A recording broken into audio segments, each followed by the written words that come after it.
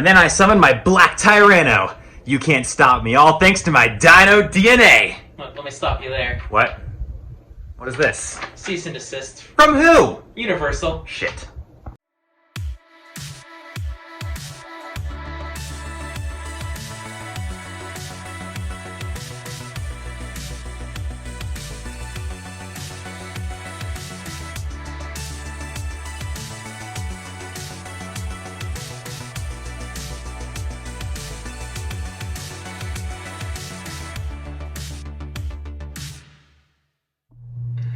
Hey guys, it's Cole from TCG Cardcast, and today I'm bringing you my 40 card Tyranno Hassleberry or Tyranno Kenzan deck profile. So let's get into it.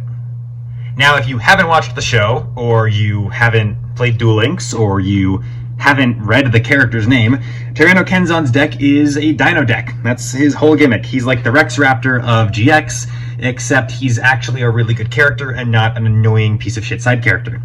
There's no real core strategies for this deck besides just summon big dinosaur, swing for damage, but there are a lot of cards in this deck that help you out of really specific scenarios. We'll get to those towards the end, but for right now, let's get into it. Starting off with the card that is kind of advertised through the openings and through the games as his ace card, we have one copy of Black Tyranno.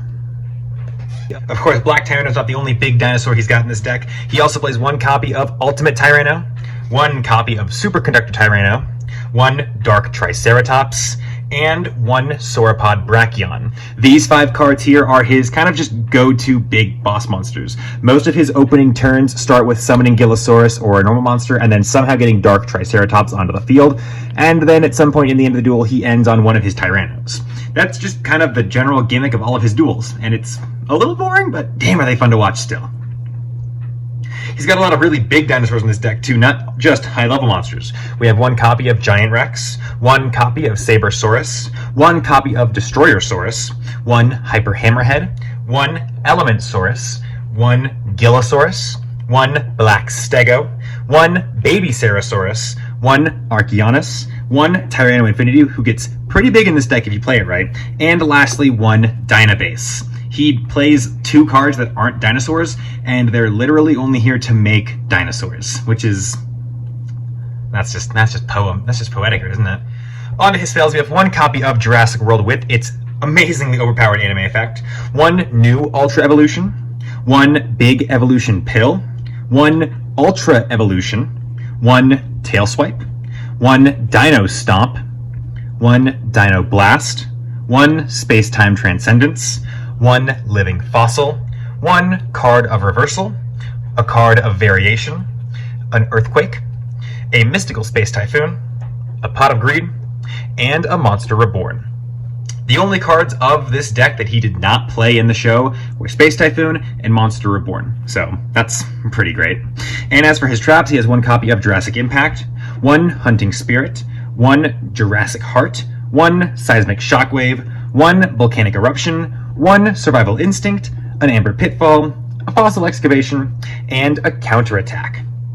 And the last card in his deck is the ultimate fusion of one big dinosaur and Dynabase, Dynatank, which is kind of like your extra step boss monster. You know, every deck has that extra step boss monster.